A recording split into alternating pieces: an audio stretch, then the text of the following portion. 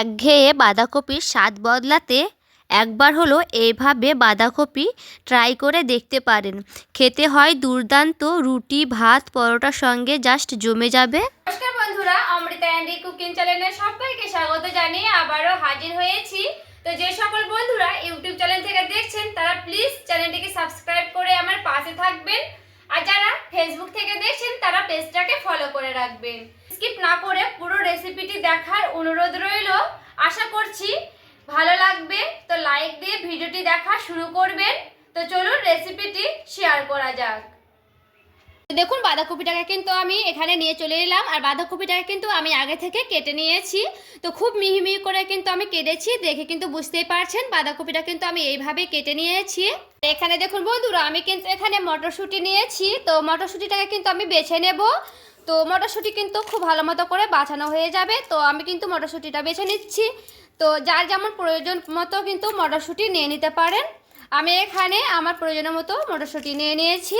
তো মটরশুঁটিটাকে খুব ভালো মতো করে বেছে নিচ্ছি, এরপরে আবারও ফিরে আসছি। আর এখানে দেখুন বন্ধুরা, আমি কিন্তু মটরশুঁটিটাকে খুব ভালো মতো করে বেছে নিয়েছি। তো মটরশুঁটিটা কিন্তু আমি খুব ভালো মতো করে ধুয়ে নেব, তারপরে আবারও দেখাচ্ছি। বন্ধুরা, আমি একটা মশলা রেডি করব। তো নিয়ে নিয়েছি আদা টুকরো নিয়েছি, আর নিয়েছি আমি আজকে শুকনো লঙ্কার ব্যবহার করব, তার জন্য শুকনো লঙ্কা নিয়েছি, আর একটা টমেটো কেটে নিয়েছি।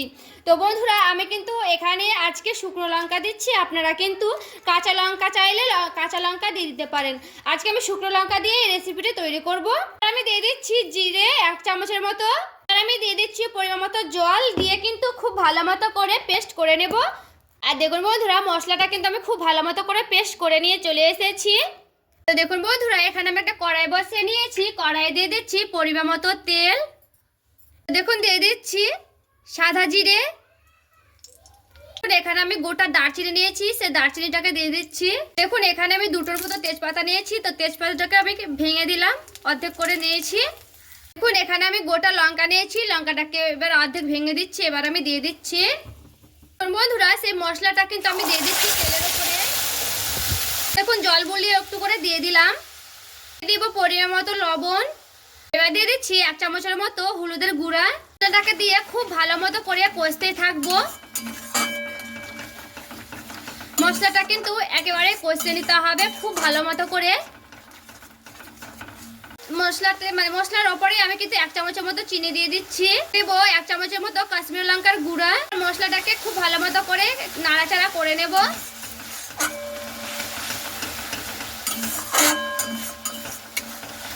দেখুন বন্ধুরা, মশলাটা কিন্তু খুব ভালো মতো করে কষে নিয়েছি, আর এখানে সে মটরশুঁটিটা আমি ধুয়ে রেখেছিলাম, এবার আমি মটরশুঁটিটা দিয়ে দিচ্ছি সেই মশলার ওপরেই। তো মশলাটাকে আর মটরশুঁটিটাকে দিয়ে খুব ভালো মতো করে আমি নাড়াচাড়া করে নেব। সেই বাঁধাকপিটা ধুয়ে রেখেছিলাম, সেই বাঁধাকপিটাকে কিন্তু আমি দিয়ে দিচ্ছি।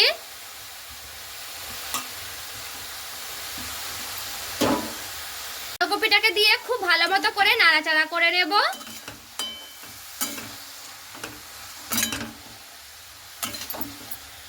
এবার দেখুন বন্ধুরা, আমি কিন্তু ঢাকনা দিয়ে ঢেকে দিচ্ছি, এবার গ্যাসটাকে একেবারে কমিয়ে দেব।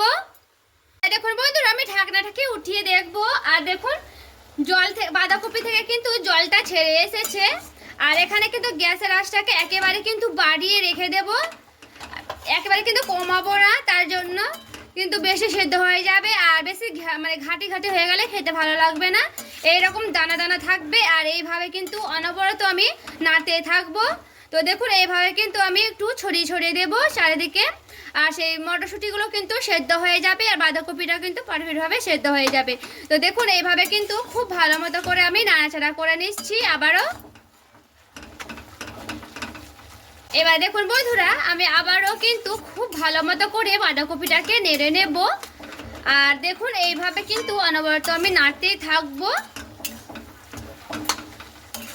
এখানে আমি গ্যাসের আঁচটাকে কিন্তু একেবারে বাড়িয়ে দিয়েছি।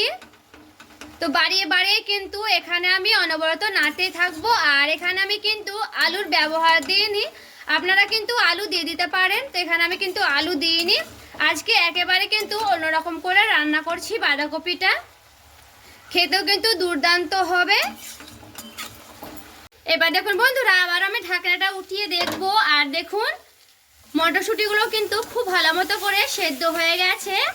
আর এইভাবে কিন্তু ঢাকা দিয়ে দিয়ে আমি প্রায় অনেকবার ঢাকা দিয়ে দিয়ে রান্না করে নিয়েছি। আর দেখুন বন্ধুরা, বাঁধাকপিটা কিন্তু লেগে লেগে গেছে কড়াইয়ের মধ্যে। এইভাবে কিন্তু একেবারে কম আঁচে আছে বাঁধাকপিটাকে করে নিতে হবে, তাহলে পারফেক্টভাবে কিন্তু বাঁধাকপিগুলো সেদ্ধ হয়ে যাবে। আর এই দেখুন একেবারে কিন্তু গলে যাবে না, একটা একটা ঝুরো ঝুরো হয়ে থাকবে। আর বাঁধাকপি এইভাবে ঝুরো ঝুরো হয়ে থাকলে বেশি খেতে টেস্টি হয়, খেতেও ভালো লাগে, দেখতেও কিন্তু সৌন্দর্য হয়। তো দেখুন এইভাবে কিন্তু আমি আবারও ভালো মতো করে নাড়াচাড়া করে নেব। গ্যাসের আঁচটা একেবারে কিন্তু বাড়িয়ে নিতে হবে, দিয়ে কিন্তু ভালো মতো করে নাড়াচাড়া করে নিতে হবে। তো খুব ভালো মতো করে অনবরত নাড়াচাড়া করে নেব এইভাবে। খুব সবশেষে দিয়ে দিচ্ছি গরম মশলা। গরম মশলাটা দিয়ে দিলে আরও কিন্তু খেতে খুবই টেস্টি হয়। গরম মশলাটা দিয়ে একটু ভালো মতো করে নাড়াচাড়া করে নেব। গরম মশলাটা দিলে কিন্তু সেন্ট হবে, খেতে কিন্তু দুর্দান্ত লাগবে, একটা সেন্ট বেরোবে। তো এইভাবে কিন্তু অনবরত আমি নাড়তে থাকছি আবারও গরম মশলাটা দিয়ে। তো পুরোপুরিভাবে দেখুন বাঁধাকপিটা রেডি হয়ে গেছে। এবার আমি সার্ভ করে নিচ্ছি, তারপরে আবারও দেখাচ্ছি। দেখুন বন্ধুরা, বাঁধাকপিটা আমি নামিয়ে নেব। বাঁধাকপিটাকে দেখুন এবার কিন্তু আমি খুব ভালো মতো করে নামিয়ে নিয়েছি। একবার হলো এইভাবে বাঁধাকপি ট্রাই করে দেখতে পারেন। ভাত, রুটি, পরোটার সঙ্গে জাস্ট জমে যাবে, খেতেও হবে দুর্দান্ত, গরম ভাতের সঙ্গেও কিন্তু লাগবে অসাধারণ। আর দেখুন বন্ধুরা, বাঁধাকপিটা কতটা লোভনীয় হয়েছে, দেখতে কিন্তু খুবই সুন্দর হয়েছে। এইভাবে একবার হলেও বাঁধাকপি ট্রাই করে দেখতে পারেন। একঘেয়ে বাঁধাকপির রেসিপি না খেয়ে একবারও অন্যরকম করে খেয়ে দেখতে পারেন, খেতে কিন্তু দুর্দান্ত টেস্টি হয়। তো আজকের রেসিপি ভালো লেগে থাকলে প্লিজ একটি লাইক করবেন, চ্যানেলটাকে সাবস্ক্রাইব করে আমার পাশে থেকে যাবেন।